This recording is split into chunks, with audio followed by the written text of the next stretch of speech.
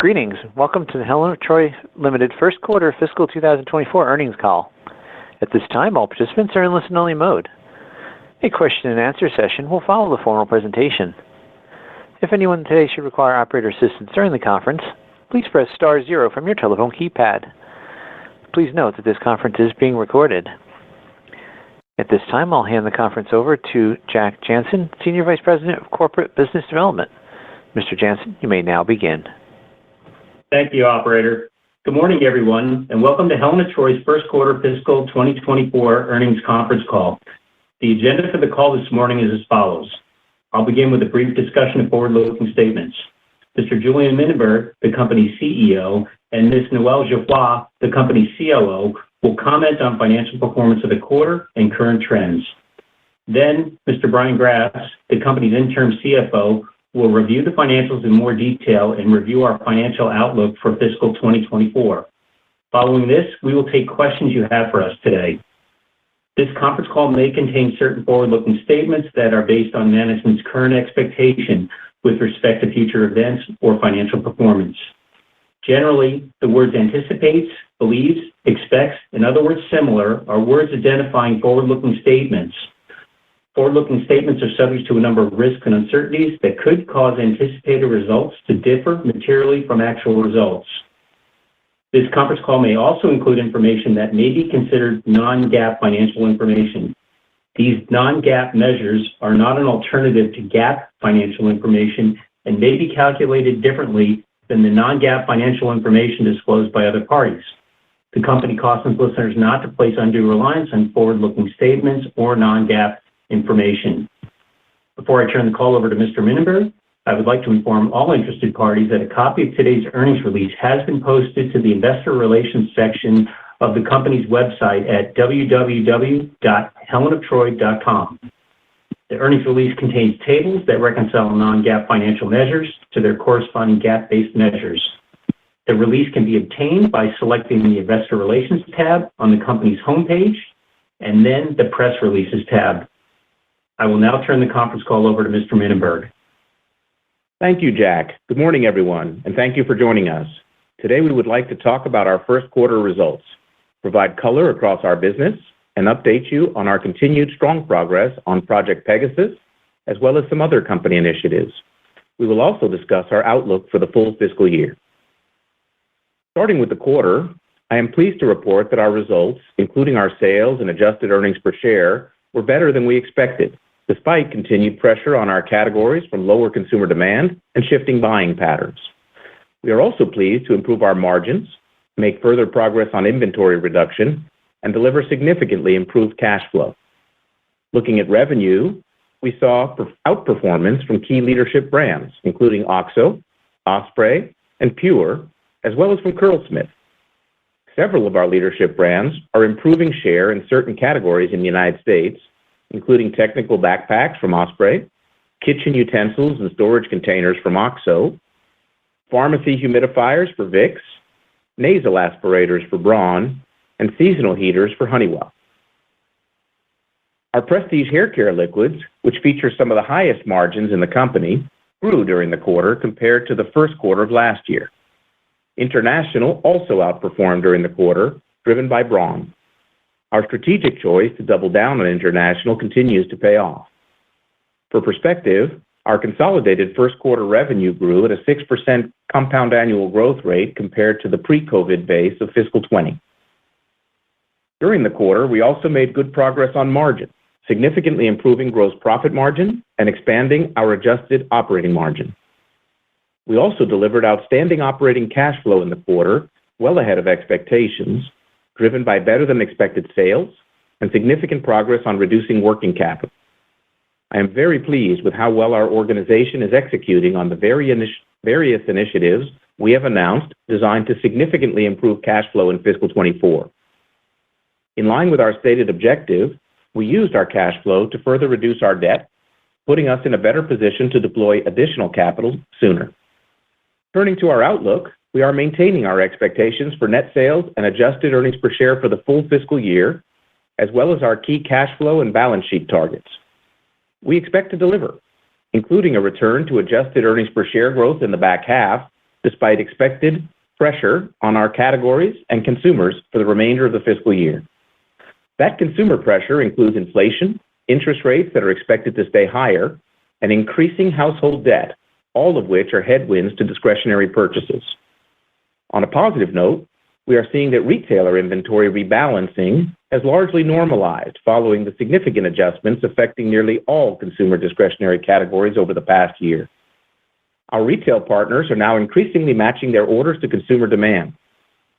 Where we have syndicated point-of-sale data, and in retailers where we have specific point-of-sale data, we are seeing demand normalize in some of our categories and settle at or above pre-COVID levels. Before turning the call over to Noel and Brian, I would like to comment on Pegasus. As you may recall, Pegasus is designed to improve operating margins, cash flow, and operating and organizational efficiency. I am very pleased with how well our associates around the world have embraced the Pegasus structural changes and its financial goals. On the structural side, the specific changes we announced in January are working. The new North American Regional Market Organization is expected to take our sales and shopper capabilities to new levels. In our business segments, our brand and category teams are now even more obsessed with delighting consumers. Similarly, in shared services, our global operations teams are implementing new standardized tools and fully owning our supply chain end to end. On the savings side, the set of work streams we are executing under Pegasus are nicely on track. In all cases, our people are flowing to the work, they are demonstrating their adaptability, demonstrating the power of our culture, and executing with excellence. We continue to believe these initiatives will improve profitability and provide significant fuel to make additional growth investments in our flywheel that are intended to drive sustainable long-term growth and value creation. I will now turn the call over to Noel, who will speak more about further progress on several business initiatives, including some that fall under the Pegasus work streams. She will also speak to our business segment performance. Thank you, Julian, and good morning, everyone. Echoing Julian's comments, I'm proud of our team's focus, dedication, and achievement to date on a wide range of initiatives. I'd like to highlight several of those here, including Pegasus. Specific to Pegasus, as expected, we are seeing significant momentum and savings in line with the previously announced targets. This continues to help us offset some of the anticipated cost headwinds this fiscal year. Further, the new capabilities in our go-to-market structure, analytics, operations, and finance are expected to help improve our performance and simplify how we work in fiscal 24 and beyond. As a reminder, about 25% of our Pegasus savings is scheduled for this fiscal year, with the largest portion of targeted savings scheduled for realization in fiscal 25 and the remainder in fiscal 26. We intend to use the savings to fuel our value creation flywheel, investing in brilliant marketing and even more consumer-centric innovation to delight consumers and shoppers, and further enhancing the capabilities of our regional market organizations and global shared services. We also continue to look for ways to accelerate the savings so that we can reinvest in growth more quickly. One of the key structural changes in Pegasus was the creation of our North American Regional Market Organization, or NARMO. On our fourth quarter call, we highlighted the benefits of this organization, including securing new distribution, implementing joint business plans with our biggest retail partners, and using shopper data to better identify and act on relevant insights. We recently held our first ever NARMO sales meeting focused on educating, collaborating, sharing best practices, and rallying behind our brand plans and multi-year innovation pipelines. The meeting was full of energy, pride, and collaboration, and I'm pleased to report that the team has identified and is securing meaningful additional growth opportunities that we expect to contribute to sales longer term. Another Pegasus initiative relates to our Design to Value, or DTV, initiative. Our DTV approach combines consumer insights to understand what they value most, competitive insights into how other companies' products meet consumer needs, and supplier insights into new technologies and the cost to manufacture. We use this process to elevate and build better. Our team is energized and has several new Design to Value exploratory initiatives in sight. These include additional platforming across several different products to standardize select componentry and raw materials, as well as new designs engineered to deliver better performance at a lower cost. We are making significant progress on our previously announced nearshore sourcing initiative to grow existing and new supplier capabilities outside of China. This will help us diversify geopolitical risk, enhance our responsiveness, and reduce inventory. These moves also create value as they can provide quicker transit times, greater speed to market, scale advantages, and process standardization. During the first quarter, we implemented a major piece of our multi-year nearshoring strategy, successfully relocating some production of Hydro Flask bottles to the Western Hemisphere. OXO Pop containers are also expected to begin nearshoring by early fall of this year. I'm also very proud to share that our new Galloway, Tennessee distribution center, completed in March, was recently awarded the prestigious LEED Silver certification. In addition to its environmentally friendly design, this new facility has significant levels of new capability and automation that will enhance multiple areas of our business for years to come. We now have greater ability and capacity for inline customization and personalization for direct-to-consumer Hydro Flask orders. This enables consumers to make their bottle or tumbler fit their unique personality and needs through engraving, customer color combinations, and custom accessories like strap, lid, and boot style. Most recently in June, we increased our personalization options by adding 86 new designs that consumers can choose from. We are also scaling up our automatic carton packaging system. These machines create custom shipping boxes from continuous feed corrugated cardboard. Each shipping carton is perfectly sized to fit each order. This real-time format change is managed automatically and directly from a database. The equipment offers high levels of flexibility, automation, and speed of processing, and can create one box every few seconds.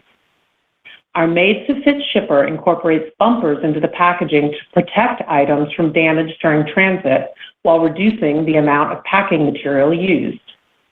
The packaging also offers easy unsealing and resealing for frictionless returns. We launched this better and more efficient initiative on Hydro Flask bottles and are meaningfully reducing carbon emissions and cardboard required. We're using less filling materials and reducing the customer transport volume cube by almost half for our bottles. This capability offers a better consumer experience, improved operational efficiency, and less waste. I would like to now turn to our first quarter business results. Consolidated net sales declined 6.6%, and core adjusted diluted earnings per share declined 19.5% in the first quarter. As Julian highlighted, these results were better than we anticipated. Let's start with Home and Outdoor. Osprey performed very well in the quarter, driven by a number of factors, including our improved inventory position compared to fiscal 23, when COVID-related factory closures curtailed supply. We also benefited from new product introductions and accelerated demand in the travel category, both in the U.S. and abroad, as well as strong online point of sale and replenishment. Osprey also expanded its number one share position in U.S. tech packs in the most recent 3-month period. The gain was driven by improved supply and product innovation, such as improved bike and hydration packs and extended fit technical packs to empower people of all shapes and sizes to embrace the outdoors. We expect Osprey to continue to benefit from our better inventory position, the strength in the travel market, our strong innovation, and expanded distribution in both existing and new customers in fiscal 24. The OXO brand also outperformed the market in core categories, even as the overall home category trends continue to normalize from COVID highs and consumer spending shifts toward necessities, travel, and services. Sales were also impacted in the quarter by the timing of some club programs, which fell into the first quarter last year, but will fall later this fiscal year. For additional perspective, the kitchen gadget and dry food storage categories and OXO sales remain solidly ahead of pre-pandemic levels. OXO saw strong point of sale and replenishment from key brick and mortar retailers and also benefited from new distribution, including sell-in for a test of OXO SoftWorks at Walmart. OXO's market share growth in both kitchen gadgets and dry food storage in the most recent 3-month period was also driven by new product innovation. One particularly successful innovation that launched in May is the OXO Grilling Prep and Carry System, designed based on the consumer insight of reducing trips from the inside kitchen to the grill. The 4.9-star rated set features nesting containers to prep, marinate, transport, and serve grilled meat and vegetables. It has garnered strong attention on TikTok and earned a ringing endorsement by The Kitchen, a highly respected third party, which called it a game-changing OXO find that is a must-have for grilling season. Turning to Hydro Flask. In brick and mortar, the brand faced continued pressure in the quarter from overall softness in the insulated bottle category. Consumer preference continued to shift away from bottles in the U.S., where Hydro Flask is by far the leader, to tumblers, where the brand has a smaller presence. Subsequent to the end of the quarter, Hydro Flask executed a soft launch of the new travel tumbler on June 21st, exclusively on hydroflask.com, with great colors, the unique ability to customize with engraving, and a flexible straw. We are excited by the strong consumer response and are optimistic about growing this new addition to the Hydro Flask family. In March, Hydro Flask introduced a first-of-its-kind stainless steel bottle trade-in and recycling program specifically designed to ensure Hydro Flask products are recycled in an easy and responsible way. The process is simple and straightforward. Consumers register their Hydro Flask bottle, receive and print out a shipping label, and drop it off at the nearest shipping location. No packaging required. Hydro Flask recycles the product, and the consumer receives a $5 promotional code to use on a future purchase. This illustrates how the brand is participating in the circular economy and is providing a way for consumers to feel better about parting ways with their well-loved Hydro Flask. Turning now to beauty and wellness. In our beauty portfolio, our hair appliances maintained a strong position even as the broader category continued to moderate compared to the prior year period. The Revlon Volumizer maintains above a 4.5-star rating with over 330,000 reviews on Amazon alone and multiple industry awards, including 4 additional awards in 2023, such as the Allure Reader's Choice Award. Appliance category softness was offset by good performance in our prestige liquids, which included a full quarter's contribution from Curlsmith compared to 6 weeks' contribution in the prior year, due to the acquisition timing. Both Drybar and Curlsmith performed well in the quarter, and our new Hot Tools liquids, available exclusively at Ulta, are resonating with consumers and on track to meet our expectations. We have meaningful new beauty product introductions planned for this fiscal year, including new product line launches and line extensions supported by commercial innovation, as well as engaging promotions around major holidays. Drybar new launches include the Smooth Shot Paddle Brush Blow Dryer, a new addition to our top-selling Drybar Detox Dry Shampoo range, and a line of liquid products designed to offer more thickness and volume. Curlsmith also has a great lineup of new products, including Effortless Waves, Flawless Finish Hairspray, and a new anti-frizz recipe line. Turning now to wellness, our previously announced SKU rationalization program disproportionately touched our wellness portfolio. That impact was felt in the quarter on sales, but meaningfully improved the margin profile of the portfolio, complemented by strong performance from high-margin Vicks and Helen consumables. Looking at specific wellness categories, we saw strong thermometry sales outside the U.S. as supply improved.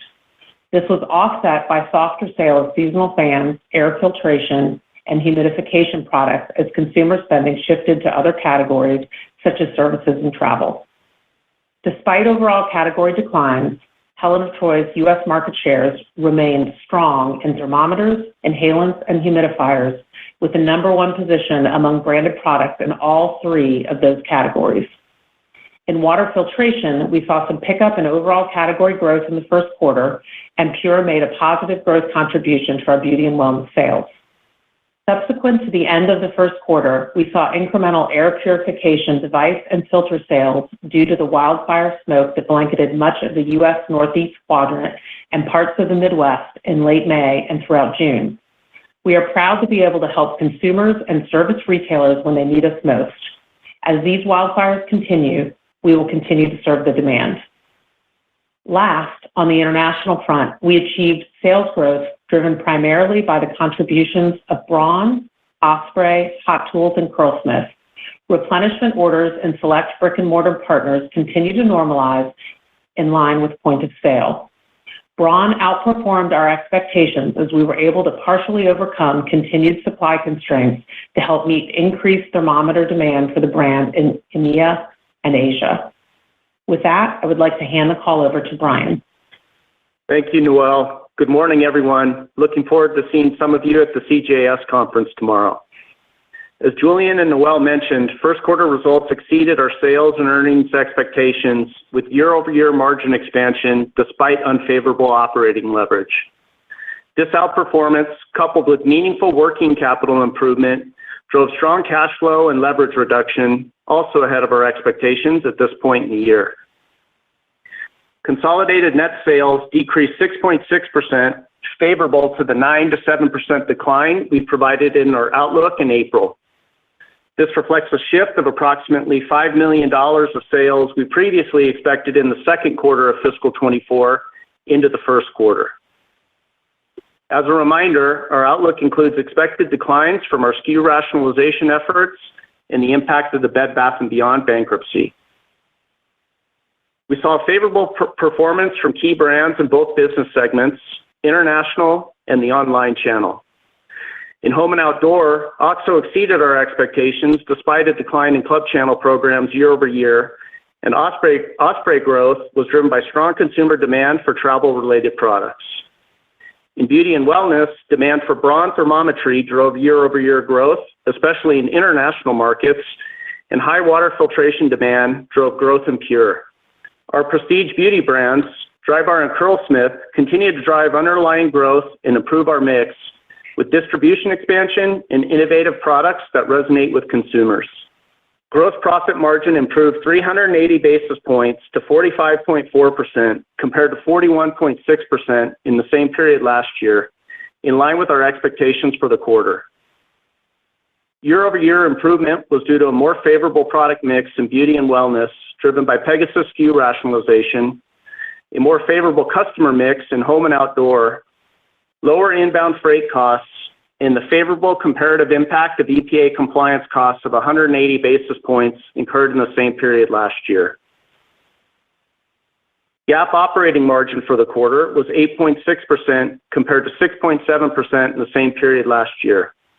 We were pleased to expand adjusted operating margin by 30 basis points to 13.9% despite unfavorable operating leverage. The primary drivers of this improvement were a more favorable product mix within beauty and wellness, reflecting the benefits of SKU rationalization, a more favorable customer mix within home and outdoor, and lower inbound freight costs. These factors were partially offset by higher inventory reserve expense, increased annual incentive compensation expense, and an increase in outbound freight costs. On a segment basis, home and outdoor adjusted operating margin decreased 30 basis points to 15.8%, driven by higher distribution expense, increased marketing expense, higher inventory reserve expense, an increase in outbound freight costs, and unfavorable operating leverage, partially offset by a favorable customer mix and lower inbound freight costs. Adjusted operating margin for our beauty and wellness segment increased 80 basis points, reflecting a more favorable product mix driven by our SKU rationalization efforts, lower inbound freight costs, lower distribution expense, reduced marketing expense, and a decrease in legal fees. Net income was $22.6 million or 94 cents per diluted share. Non-GAAP adjusted diluted EPS decreased 19.5% to $1.94 per diluted share, primarily due to higher interest expense and lower adjusted operating income in home and outdoor. Cash flow in the quarter was strong. We generated $121.1 million of operating cash flow with a sequential decline in inventory of $21.6 million, among other working capital improvements. Inventory at the end of the first quarter was $433.9 million, on track with our objective to reduce inventory to $400 million or below by the end of fiscal 24. We generated $109.2 million of free cash flow ahead of our expectations for the quarter. We ended the quarter with total debt of $837.2 million, a sequential decline of approximately $97.3 million. Our net leverage ratio improved to 2.56 times compared to 2.81 times at the end of the fourth quarter.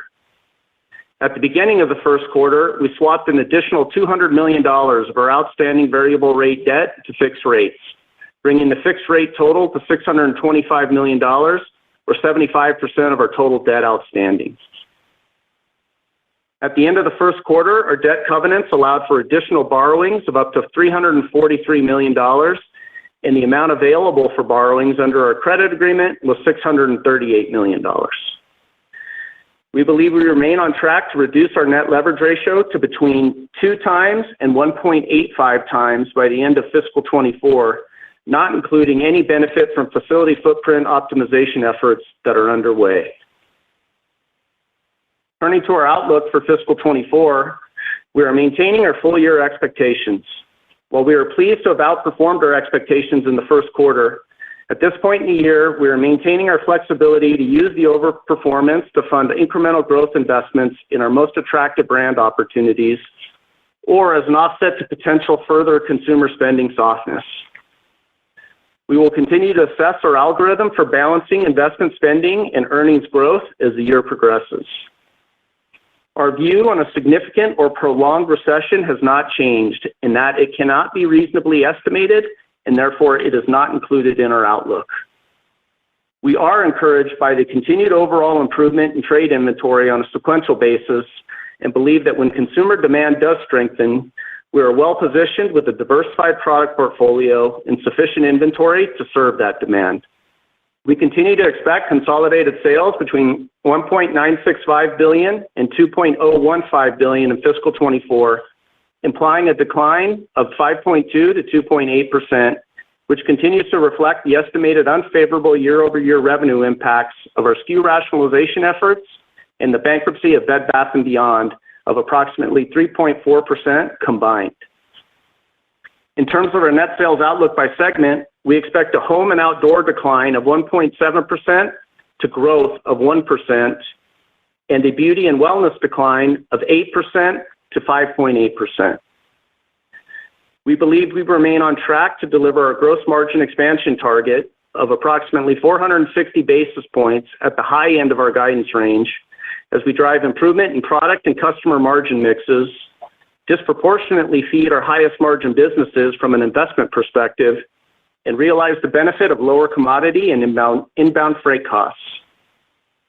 We expect GAAP diluted EPS of $3.81 to $4.67, which includes the estimated balance sheet impact of the Bed Bath & Beyond bankruptcy of 17 cents and estimated restructuring charges of $2.75 to $2.43. We continue to expect non-GAAP adjusted diluted EPS in the range of $8.50 to $9, which implies a decline of 10.1% to 4.8%. Our adjusted diluted EPS outlook continues to include an increase in interest and depreciation expense totaling approximately 91 cents net of tax, or a 9.6% growth headwind. Our outlook continues to reflect operational earnings growth despite unfavorable operating leverage. At the high end of our outlook range, adjusted EBITDA is expected to grow approximately 6.3%, and margin is expected to expand by approximately 150 basis points, despite incremental annual incentive compensation expense of approximately $27 million year over year, which represents an 8.2% growth headwind and 135 basis point margin headwind. Our outlook for operational earnings growth is driven by a better overall margin mix, lower commodity and inbound freight costs, and cost savings from Pegasus, which remains on track. We expect Pegasus to be a force multiplier with benefits in fiscal 24 to include initial cost savings, organizational and go-to-market effectiveness, more efficient and effective marketing spend, and the optionality to consider opportunistic incremental growth investments during the year. We continue to expect Pegasus to generate savings of approximately $20 million in fiscal 24, with additional savings expected from lower inbound freight and commodity costs. As previously discussed, the Pegasus savings will partially offset several structural headwinds in fiscal 24, including incremental depreciation expense of approximately $12 million before tax related to our new state-of-the-art distribution facility, higher annual incentive compensation expense of approximately $27 million before tax as we reinstate expected expense at target performance, and higher interest expense of approximately $15 million before tax as we annualize the increase in interest rates in fiscal 23. This includes our expectation of cumulative incremental rate increases of 100 basis points in fiscal 24. Moving on to our tax outlook, we now expect a GAAP effective tax rate range of 21 to 19% for the full fiscal year 24, and a non-GAAP adjusted effective tax rate range of 13.5% to 12.5%. In terms of quarterly cadence, we continue to expect the majority of our net sales growth to be concentrated in the third quarter of fiscal 24 and expect a decline of approximately 8 to 6% in the second quarter. This reflects the shift of approximately $5 million in sales from the second quarter into the first quarter that I mentioned earlier. We expect adjusted diluted EPS growth to be concentrated in the third and fourth quarters of fiscal 24 as we benefit from lower inbound freight and commodity costs. We also expect to realize the benefits of debt deleveraging more fully in the second half of the year. Accordingly, we expect a decline in adjusted diluted EPS of 20 to 30% in the first half of fiscal 24, with near offsetting growth in the second half of the year. We continue to expect capital asset expenditures of between $45 and $50 million for fiscal 24, which includes approximately $25 million for the completion of our new distribution facility and the full installation of its state-of-the-art automation equipment. We continue to expect that the final cost of the facility and its equipment will be within our original expectations. With lower CapEx needs in fiscal 24, we continue to expect free cash flow to be in the range of $250 to $270 million, and net leverage ratio improvement to between 2 times to 1.85 times by the end of fiscal 24. We continue to assess opportunities to further optimize our facility footprint, which we believe could unlock an additional $100 to $125 million of cash flow that is not currently included in our outlook. In summary, we are pleased to reiterate an outlook that we believe is accretive to our current valuation with strong free cash flow, operational earnings growth, and margin expansion despite a challenging consumer environment. We remain very excited about the opportunities that Pegasus provides to drive further performance improvement in fiscal 24 and beyond. Finally, we believe our strong cash flow and asset optimization efforts will allow us to continue to meaningfully reduce our debt leverage and consider capital deployment optionality going forward. And with that, I would like to turn it back to the operator for questions. Thank you. At this time, we'll be conducting a question and answer session. If you'd like to ask a question today, please press star 1 on your telephone keypad, and a confirmation tone will indicate that your line's in the question queue. You may press star 2 if you'd like to remove your question from the queue. For participants that are using speaker equipment, it may be necessary to pick up your handset before pressing the star keys. So we may address questions for as many participants as possible. We ask that please limit yourself to 1 question. If you have any additional questions, you may re-queue, and time permitting, those questions will be addressed. 1 moment, please, while we poll for questions. Thank you. Our first question today is from the line of Rupesh Parikh with Oppenheimer. Please proceed with your questions. Good morning, and thanks for taking my question. Also, congrats on a nice quarter. So I just wanted to go back to the Hydro Flask brand. So, there seems like there's positives and negatives right now for the brand. So your Tumbler launch seems like it's off to a good start. At the same time, we are seeing discounting the channel for the product. So just want to get a sense of, just overall health of the brand and, your updated expectations for Hydro Flask this year. Great. Good morning, Rupesh, and hi to everyone. Noelle, please go ahead. Yeah, hi Rupesh. Good to hear your voice. So on Hydro Flask, I would say, as I outlined in the script, we continue to see consumers shifting from bottles, where Hydro Flask is by far the leader, to the tumblers in the quarter. But as you outlined, we were really pleased to do an initial soft launch of our travel tumbler in June, so just past the end of the quarter, and we are really encouraged by the early sales results from that. Consumers are reporting they're really pleased with the functionality of what we've put out there, and we see it as a really nice momentum piece for us in the balance of this fiscal year. We also, I mentioned a couple of other initiatives on Hydro Flask. We greatly enhanced our personalization and customization offerings. We got out there with the bottle return program. So a lot of positive news happening on Hydro Flask right now, and we see that as strong building blocks to strengthen kind of the performance in the back half of the year across the brand in total, and especially entering into the tumbler piece of the market that's been growing. Just to handle the promotional question, Rupesh, I would say the promotional activity is kind of normal for us. We did a MAP pricing holiday during the quarter, and that's pretty much standard. And then we do promotions really to get out of colors that we're discontinuing and get into new colors and new items. And so I would call both of those activities, the MAP program and the kind of rotating into new product, both normal promotional activity. Right, and just, Brian, related to Hydro Flask, I believe your expectation was for growth for the full year. Is that still the expectation? Slight growth to flattish, I would say, and that's still our expectation. It's early days on the Traveler. We're excited about the Traveler, but we have not factored in meaningful upside into our forecast from it at this point. We are encouraged by it, but we're going to let it evolve. And I just want to point out, we did a soft launch online. The retailers are very excited about it, but we want to let it play out a little bit before we start leaning in more. Great, thank you. I'll pass it along. Our next question is from the line of Bob Labick with CJS Securities. Please proceed with your questions. Yes, hi, good morning. It's Pete Lucas for Bob.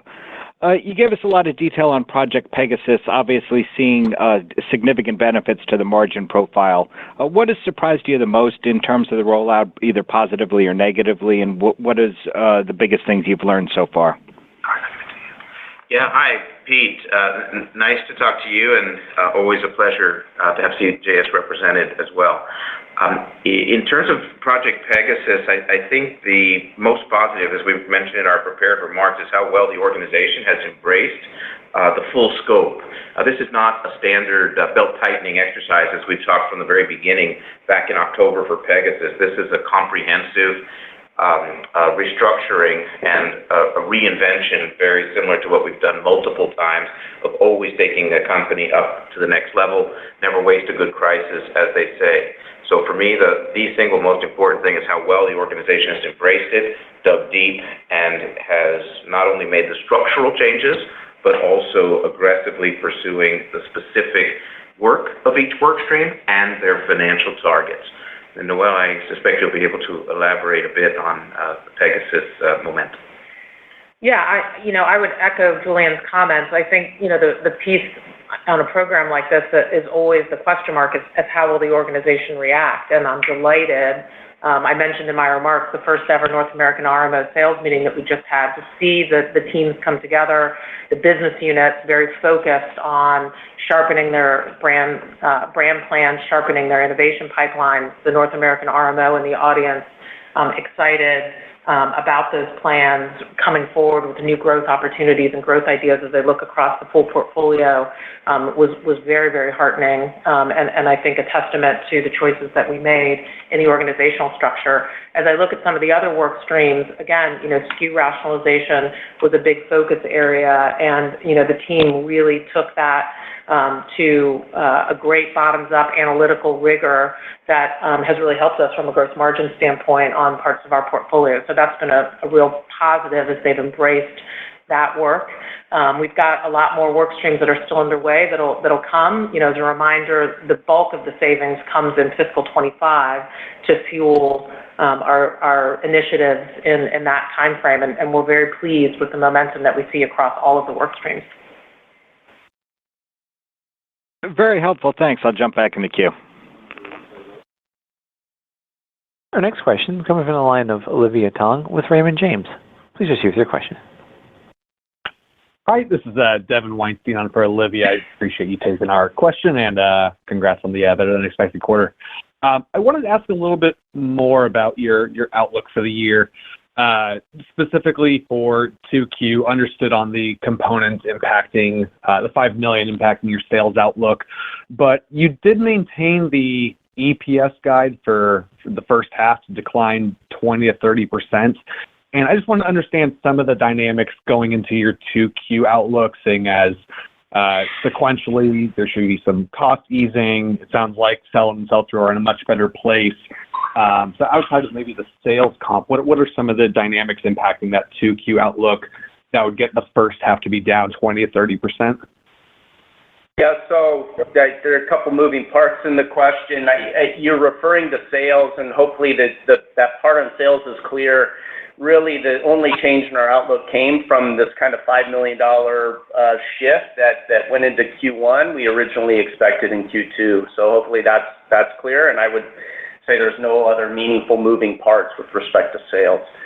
With respect to adjusted EPS, the main driver, so there's two components, right? We're sticking with our original guidance, which is 20 to 30% down for the full year.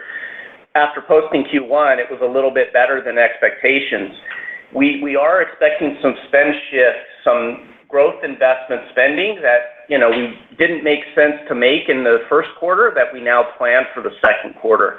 And that's really why, for the full first half of the year, we'll stay within the 20 to 30%, even though we were slightly better in the first quarter. We do expect to come down a little bit in Q2 as we spend a little bit more into the strength of good initiatives that we have going, including the Tumbler rollout and new introduction. That makes sense. Thank you. And if I could just tack on a second part of that question, you guys did call out some of the wildfire dynamics that impacted demand for air purifiers. Just curious what you're seeing quarter to date. When we've looked in the past, we've seen a good bump to your sales for some of the heightened wildfire seasons. So curious if you're seeing that same sort of dynamic, or perhaps if there's just been more air purifier purchases over the course of COVID, and maybe people who want one already have one in the household, or if there's area for new customers to enter your brand. Yeah, in terms of air purification, as we've all seen in the news and experienced, the Canadian wildfires have impacted us mostly in May and June. So a lot of that sort of happened after the end of our first quarter. I will note U.S. wildfires are actually below average at this point in the year. If you think about all of the heavy snowfall that was out on the West Coast this past winter, it's a slower start, well below kind of the second lowest in the last 10 years from a U.S. standpoint. So high in Canada, but lower in the U.S. So you've got some offsets that are happening there. But that said, the air purifier category point of sale in the last couple of months is up. I would say air purification, the category has some, relatively speaking, higher retailer inventories. We've talked about in the past in pockets where there's still some higher inventory coming off of COVID, and this is one of those examples. So the good news is, retailers are working through some of that inventory. We did see point of sale increases for the category. We also saw some elevated point of sale in the last 4 weeks, kind of past the end of the first quarter. We do have inventory, and we're really, as I said in my remarks, really pleased to be able to help retailers and consumers during this time as it continues. Super helpful. Thanks so much, and congrats again. Great. Thank you. Our next question comes from the line of Peter Grom with UBS. Please proceed with your question. Thanks, operator, and good morning, everyone. So I have one maybe follow-up and then just kind of my real question. I guess just to follow up on 2Q, just the outlook still implies a pretty wide range for earnings, especially considering we're pretty close to halfway through the quarter. At this point, can you maybe just help us understand, the building blocks between the high end and the low end and maybe the key watch points? Or is it kind of fair to say that you would probably expect to be at the stronger end of that range? And then I guess my real question is just, shifting gears to consumer demand, obviously a lot of concern around what that looks like, as we move forward, but it seems, at least based on what you just delivered this morning, that it could be faring better than you expected. So I just, broad-based question, but your portfolio spans a lot of different categories. Can you just give us a sense what you're seeing around the health of the consumer and broader demand? Are some categories seeing improved performance quicker than you would have anticipated, or some more challenged? And just would be curious how the demand environment is evolving versus your expectations, especially considering that, there's some other companies that are pointing to a more prolonged period of depressed top-line growth. Thanks. Hi, Peter. Julian here. Thanks for the question. Given there's two parts to it, let's split up the answer. So Brian will definitely be able to address the range on Q2, and then we'll talk the demand part just afterwards. Yeah, Peter, the wider range is really centered around investment spending and the timing of that investment spending. And there's a lot of moving parts, as you called out when you were asking the question about consumer demand. So we have a lot of initiatives going and a lot of positive momentum going in the right direction on things like the traveler and those sorts of things.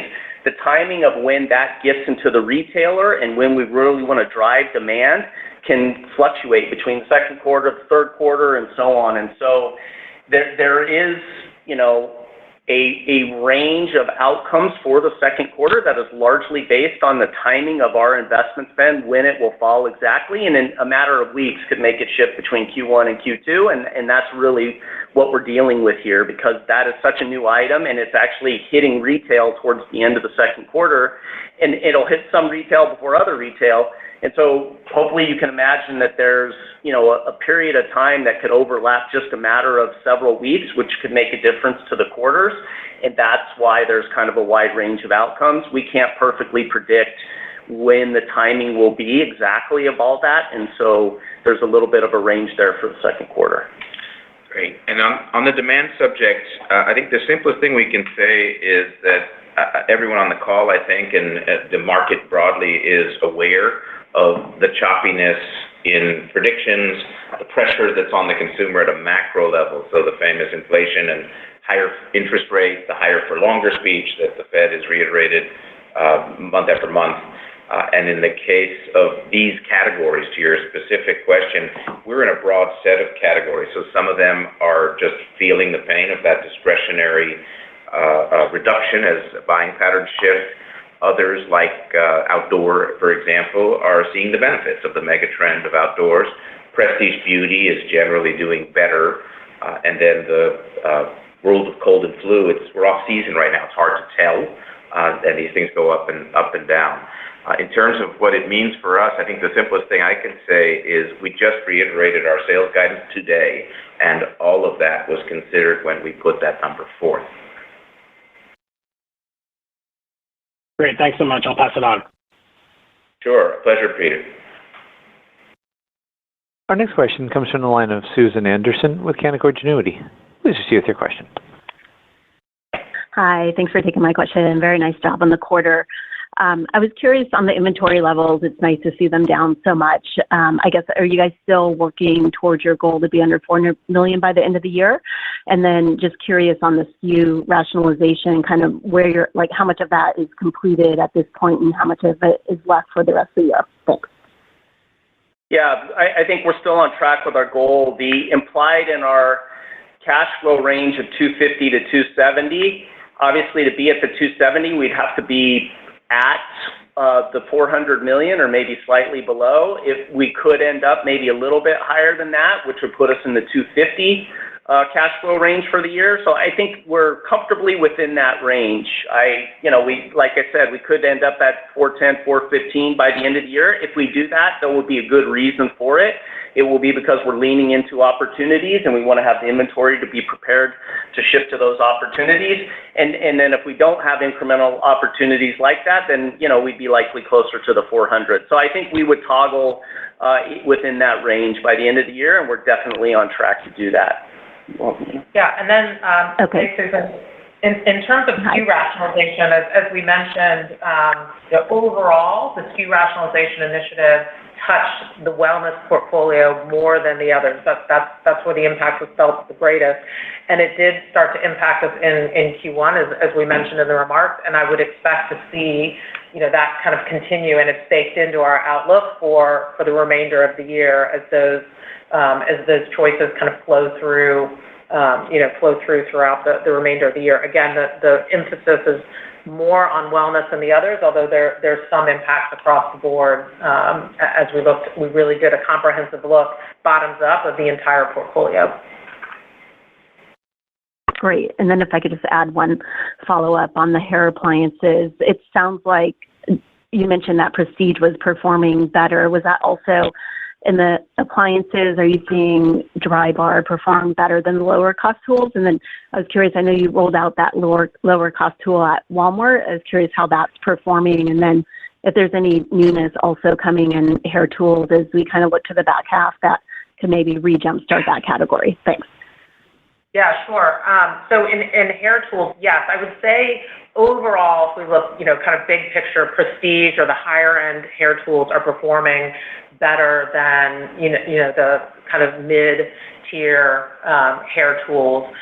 So, Dry Bar, et cetera, in that realm is performing stronger. As you think about kind of a more affluent consumer having more discretionary spend to be able to continue to purchase in those areas. We do have a lot of new innovation coming out. The one I mentioned in the remarks on Dry Bar is a Smooth Shot paddle brush that kind of continues in that one-step insight that has worked so well for us. That's a new one that's coming out there in addition to a range of various different Dry Bar liquids. When it comes to the mass part of the business, we have gotten the new planograms in to some of our mass merchandisers that I've mentioned in some of the past quarters, and we're seeing point of sale pick up very nicely as we've gotten that new range in. So we're encouraged by what we're seeing there. Great. Thanks so much. Good luck the rest of the year. Thanks, Susan. Our next question is from the line of Anthony Lebiedzinski with Sidoti & Company. Please proceed with your questions. Good morning. Thanks for taking the questions and a nice start to the fiscal year. So just a quick follow-up first as far as the SKU rationalization. So I guess if we were to think about this in baseball terms, are you guys like in the early innings of that process or middle, or how should we think about that?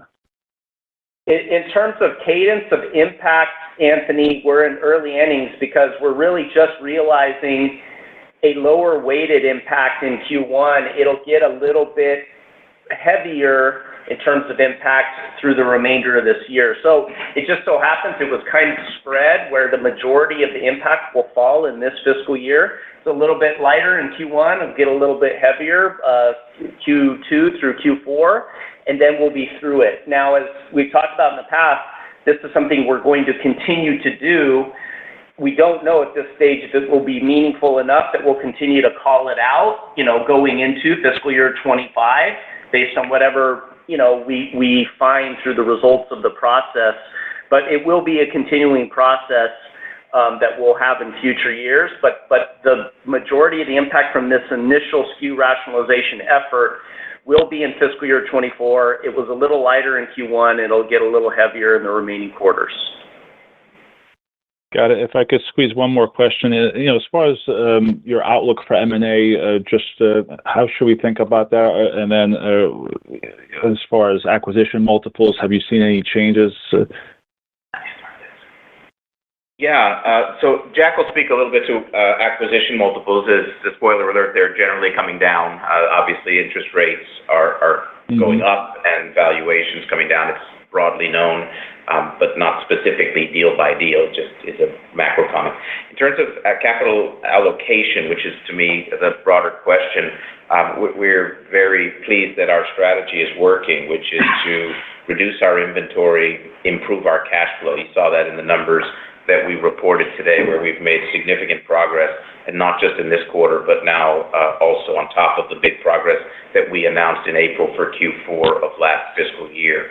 As we continue towards the guidance that we reiterated today, it opens up possibilities for additional capital deployment. So per our strategy, M&A on the form of acquisition, and also the potential for opportunistic buyback, and we consider these things all the time.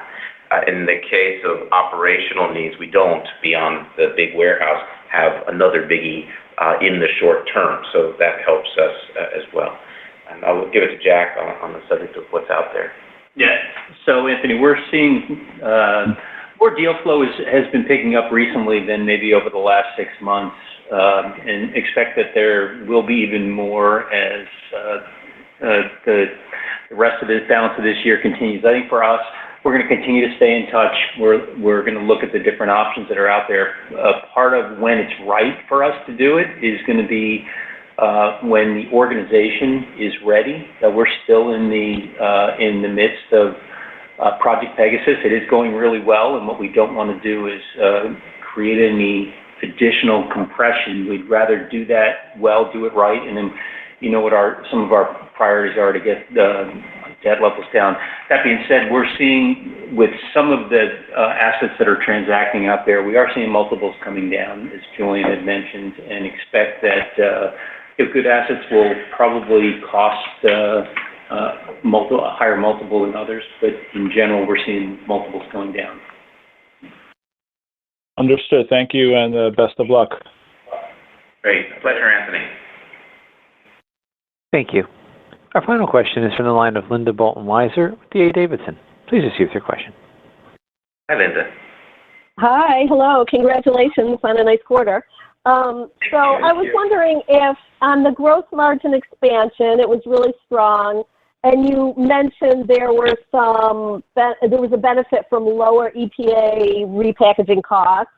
Is there any way to quantify the rest of the expansion, like how much was mix? What was the net of the freight or commodities? Is there any way to quantify the whole gross margin expansion in the quarter? I mean, we gave you, I think it was 180 basis points of expansion related to the EPA, the lack of having those costs year over year. So, that's roughly half. I think you could, or a little less than that, actually. I think you could split the remainder up between, the margin benefits and commodity and freight costs. I think it's fair to kind of do a 50-50 split of the remainder.